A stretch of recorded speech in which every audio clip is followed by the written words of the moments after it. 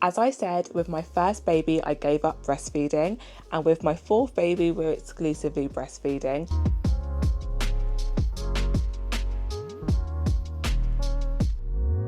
Hi everybody, welcome back to my channel, or welcome to my channel if you're new here. My name's Alicia and I'm a mum to 4 beautiful babies, all the way from 10 years old down to newborn.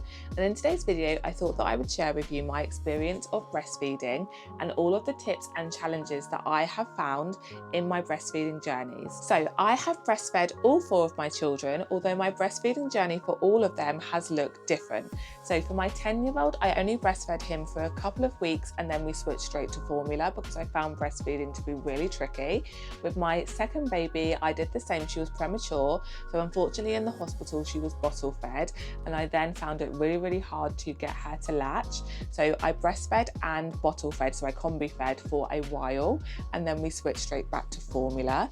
With my third baby, I was able to breastfeed him for a longer time, although he had a cow's milk protein allergy, so we found that really tricky to manage with my diet, but I was able to breastfeed him for quite a long time, and I found that breastfeeding journey to be amazing. And with my baby, who is currently playing on the floor beside me, I am breastfeeding her exclusively, and she has breastfed amazingly. My third and fourth babies both had tongue ties, quite extreme. My third had an 80% and my fourth baby has a 90% tongue tie. So both times they had their tongue tie snipped. So we have definitely had our fair share of experiences in breastfeeding, and we have had a lot of challenges along the way. So I thought that I would share with you all of my tips and tricks for having a successful breastfeeding journey, because I have been a mum that has given up on breastfeeding, and I've also been a mum that has persevered through the pain and has had a successful breastfeeding journey. So I've got both perspectives. So I hope this video helps you, and let's get started. Okay, so for the first part of this video, I'm going to talk about any common breastfeeding issues. So I think the number one issue is latching issues. So latching is when baby opens their mouth nice and wide and latches onto the nipple. If you are a new mum, you might find this really tricky.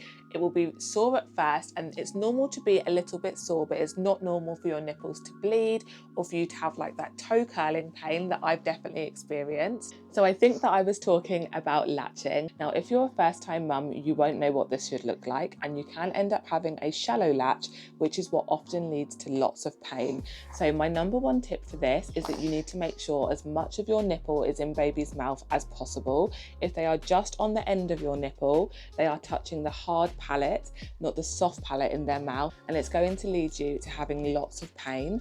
But if you are unsure on latching, look at videos, read some books. There are lots of educational videos on YouTube around how to get your baby to successfully latch. Something that I found that helped me the most with getting a correct latch was nose to nipple. So you put your nipple on baby's nose and they will then open wide because they have a latching reflex, and they will go to latch on, and you need to try and shove your nipple in as far as possible. And then baby's chin should be nice and tucked in and not visible. Their lips need to be flanged wide open so that they are filling up lots of your areola with their lips, and that way baby is on, and that way your nipple is right in the back of their mouth. So if you put your tongue up to the back of your mouth, you'll be able to feel your palate at the back where the mouth goes up in the roof. That is where your nipple needs to reach in their mouth. If you are unsure of where it should be, take a clean finger, of course freshly washed, and put your finger inside their mouth and have a feel around for the roof, and you will feel the soft part of their mouth. That is where your nipple needs to reach to. So it's really important that you are putting as much of your nipple as possible in their mouth. If you are still really struggling with latching, or you are in lots and lots of pain, I would highly recommend speaking to a lactation consultant.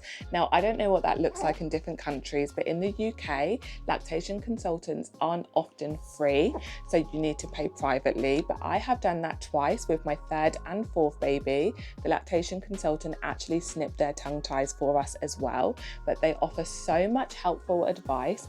It's really helped my breastfeeding journey to be successful. So if you are finding it painful, there may be an underlying problem. So definitely look at speaking to a lactation consultant, and they will be able to help and advise you to get a correct latch. Okay, I've had to latch baby on because she is hungry, so that's a bit ironic that I'm doing a breastfeeding video and breastfeeding her, but it's giving the best vibes. So I was talking about milk supply. Now, I have an oversupply, which can be seen as a positive, but it can actually lead to things such as having blocked ducts, mastitis, so you have to be careful when you have an oversupply. And I've also got friends that have an undersupply, so I've asked them for their experience with an undersupply to share with you today as well. So I know that having an undersupply has so many anxieties around baby getting what they need. So there are lots of issues with milk supply, but what I would say is trust your instincts, weigh your baby, check that they are putting on the weight that they need. If they are not, speak to your midwife, speak to a lactation consultant again, and they will help you. But there are many, many ways to make sure that your breastfeeding journey will be successful with an oversupply or with an undersupply. So with an oversupply, I would recommend that you are massaging your breast regularly to make sure that you don't get any blocked milk ducts. So I often do it in the shower because my body is nice and warm, and I give them a quick massage and massage out any lumps or bumps that I can feel. I also make sure that I feed my baby regularly. So when I do give her a bottle, I make sure that I pump. We actually give her a bottle every single night. So I've made sure that I have dropped the breastfeed gradually. I didn't just drop that breastfeed straight away. And if you are weaning, of course, make sure that you do it gradually. Now, if you have an undersupply, there are many ways to up your milk. So firstly, you need to make sure that you are staying hydrated. So having lots and lots of water. You need to make sure that your diet is healthy and that it's promoting milk supply so that you are producing milk. So I always make sure that I eat lots and lots of oats because that is shown to increase milk supply, and I like to make sure that I'm having all of the vitamins that I need as well. With my third baby, I did go to my doctors and I actually got a prescription for domperidone because I had dropped too many breastfeeds and I found that my milk supply was dropping increasingly, especially when I got my period back. So I made sure that I went to the doctors and I got a prescription for domperidone, and I just had it for a couple of months and it managed to up my supply really, really well as well. Also, to make sure that your milk supply stays full, you must make sure that you are feeding frequently. So when a baby is first born or they are going through some kind of developmental leap, they will likely cluster feed. So you need to ensure that you are feeding your baby with every hunger cue. So that's why giving a dummy isn't recommended, because it can sometimes pacify those hunger cues. So I always ensure that I feed my baby even if she fed 10 minutes ago, because sometimes they might want a drink, sometimes they might want food, and sometimes they might just want comfort. So I ensure that I feed really, really frequently, and that allows my milk supply to continue building up to meet my baby's needs. Okay, I think the next challenge in breastfeeding can be breastfeeding in public. Now, having breastfed 4 babies, I've definitely been on my own journey with breastfeeding in public. Initially, breastfeeding in public was ridiculously scary to me. I actually think that I didn't breastfeed my eldest in public ever because I was so frightened of doing it. And I then breastfed my third baby in public regularly, but I use a breastfeeding cover, and now I breastfeed my 4th baby with no cover at all, and I don't feel any anxiety towards it at all. So I've been on my own journey with it, and I understand that anxiety feeling around breastfeeding in public. I think that it is best to do what you feel comfortable with. So if you do not want to breastfeed in public uncovered, buy a cover. Don't listen to other people that say to you, you're fine. Tell people to shut up if they say anything. It's about how you feel, and if you are feeling nervous and anxious, that will roll off onto your baby, and you may find that they unlatch constantly and you are not able to maintain any level of modesty if that's what you want to do. So buy a cover. I bought this one from Amazon and I'll put it here for you, and I will link it in the description below. I found this one to be great because it's almost like an apron, so baby has lots of space to breathe underneath, but it keeps you nice and modest and covered, especially if your baby unlatches a lot. But with my 4th baby, I don't cover at all. I find that if I put her under a cover, she becomes very flappy and it's really hard to get her to stay latched. So if I do want a little bit of privacy, I tend to just go off into a corner of a room or perhaps turn my back to other people, but I'm really not too fazed if people are looking. And I personally think it's great to breastfeed in public. It promotes normality of breastfeeding, and if I help one person in public that they see me breastfeeding and they think, yeah, I could do that, that's exactly what I want to do. Breastfeeding is so amazing, so I want to make sure that I am always promoting it. So you will be on your own journey with breastfeeding in public, but one thing that I will say is that in my 10 years of breastfeeding babies, never once has anybody ever said anything to me, never positive or never negative.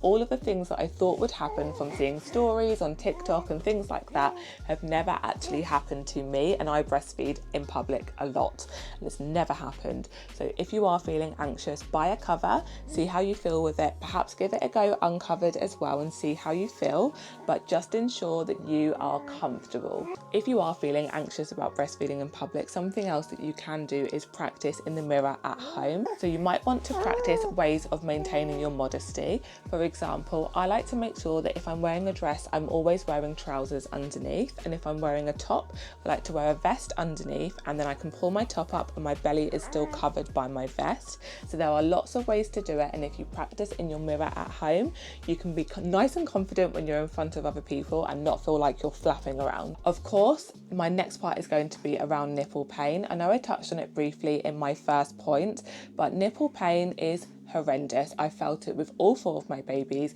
In fact, I gave up breastfeeding with my first because of the nipple pain, but if you persevere through it, it will get better. I do have some tips for nipple pain, and I've actually mentioned it in another video, but my number 1 tip is something called Jello Net. So I bought it off of Amazon after being recommended it by my lactation consultant. I'd never heard of it before. It is magic stuff. So it's basically a wet gauze that you put over your nipple, and I think it's initially made for burns, but you can use it on your nipples. It's safe to feed, so you don't need to wash between, and it heals your nipples in hours. So I had cuts and grazes all over my nipples, and I put the Jello Net on, and within a couple of days they were completely back to normal, and it definitely saved my breastfeeding journey with this little one here. You can also use things called silver cups. They're quite expensive. I used them with my 3rd baby and they did really help to heal the soreness, so you could try them. And you also need to ensure, like I said earlier, that you have a nice deep latch. Practice your latching when you are trying to breastfeed at first. So if you have a bad latch, pop your finger into the side of baby's mouth, unhook baby and latch again. It can seem like such a faff at first, but when you figure out the right latch, you won't feel any pain. So it's definitely worth practicing at first, and I'm pleading with you to get through the pain, persevere, and it will get better. The next part of the video is all around breastfeeding tips. So first of all, I'm going to say start early and often. So it's really important that you establish a good routine with your baby from birth. So if baby is showing you hunger cues, do not give them a dummy. Make sure that you are latching them on straight away. Little and often is absolutely fine, and when babies are first born, they often cluster feed. It can feel exhausting to cluster feed, but I promise you it does stop.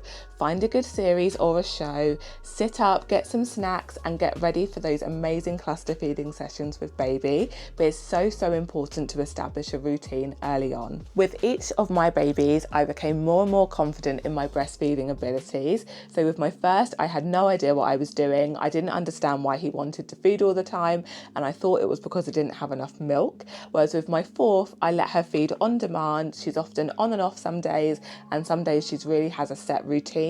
So I've become more and more confident the more babies that I've had with breastfeeding. But trust your instincts and trust that your body knows what it's doing and knows what's best for your baby. Next, I want to talk about support. So it's so important to find support in your breastfeeding journey, because otherwise it can feel quite lonely. So if you have friends that are breastfeeding, of course, chat with them. It's amazing. But if you don't and your friends are formula feeding, you can find local breastfeeding groups so that you can meet new friends that are breastfeeding and you can share your experience together. Your midwife or your health visitor will also help you with your breastfeeding journey, and you can also of course speak to a lactation consultant for any advice or guidance. If you are feeling super alone in your breastfeeding journey, comment below, message me on Instagram. I'm always here to catch up about breastfeeding. It's something I'm so passionate about, so I'm always here to help, so you can pop me a message too. When you have multiple children, breastfeeding can be really tricky, and so my next point is around breastfeeding with siblings. So I do have a toddler, and then I also have 2 older children, and breastfeeding with a toddler is tricky. And I will say that my toddler definitely pushes his luck the most when I'm breastfeeding, because he knows that I am stuck on the sofa. So he will come in with sweeties, for example, and I will say no, but he knows because I'm breastfeeding I can't get up, so he will try and eat them as quickly as possible. And that's one example of many. So I like to have ready bags ready for when I am breastfeeding, and they are like little baskets or bags of toys or activities that he can do independently, but he knows that he can only have them when I'm breastfeeding, so they seem super special to him. And I make sure that I only get them out when I'm nursing, so that's a really good tip or hack if you have siblings. Something else that I always do as well is ensuring that I have breastfeeding cushions around the house. So I have one upstairs and one downstairs to make sure that I'm not constantly running around trying to find our cushion. So I like to obviously feed baby on a breastfeeding cushion for comfort, but I have another breastfeeding cushion that my toddler likes to use because he thinks that it's a special cushion that only baby gets, and he was getting a bit sad about it. So because I have 2, he can use one, and he pretends to sometimes feed his baby, or he likes to lie on it because they're like the U shape and they're super comfy. So he likes to have one, and I also have one. But because I have them all around the house, I'm not constantly running around trying to find it, and I can breastfeed her on demand wherever I am, even if I'm playing on the floor with my toddler. And on that note, I think it's also really important to practice breastfeeding in different positions, because you might find that you will be in some very weird positions if you are playing with your toddler or your other children. And I often have my baby lying on the floor and I'm actually on all fours feeding her. It's bizarre. If you was to walk into it, you would think, what on earth is going on? But it works for us because I have one spare hand to play with my toddler, and then baby is also drinking her milk. And something else that we do is we have special story time when I am breastfeeding, and my toddler loves to read books to me. So I always say to him, your baby sister is feeling so tired. Could you read her a story? And he loves playing Big Brother. So he comes over and reads her a story as I'm breastfeeding. And it keeps him occupied, it gives them some bonding time, and he's also reading to me and practicing that skill. So I hope that helps you if you do have multiple siblings. It is a bit chaotic to breastfeed with siblings, but you will definitely find your chaos and you will find a way to manage it. So they are my main tips and challenges for breastfeeding. Breastfeeding absolutely isn't always easy by any stretch of the imagination, and I'm still finding challenges on my 4th baby and my 4th breastfeeding journey. But with time, patience and practice, I promise you, it does get easier and you will get there. As I said, with my 1st baby, I gave up breastfeeding, and with my 4th baby, we're exclusively breastfeeding. So practice makes perfect, and if you feel like you need help, definitely reach out and get it from a lactation consultant, friends, family, even message me and I will help you. Every single breastfeeding mum's journey is different. No journey looks the same at all. So try not to compare yourself to friends or family that have or are breastfeeding, because like I said, they might be an oversupplier, an undersupplier. Everybody faces their own challenges, and that's okay.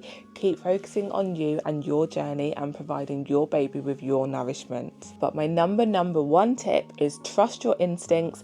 Your body is biologically made to breastfeed your baby, and your baby is biologically made to find your breast milk. So the two of them go together like a perfect match.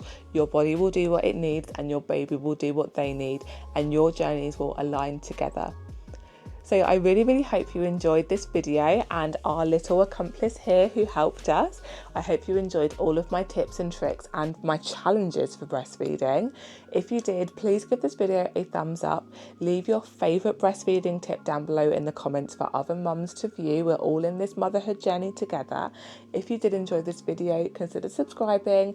I'm uploading 3 times a week at the moment because I'm on maternity leave, and I will see you in my next video. Thank you so much for watching and see you then.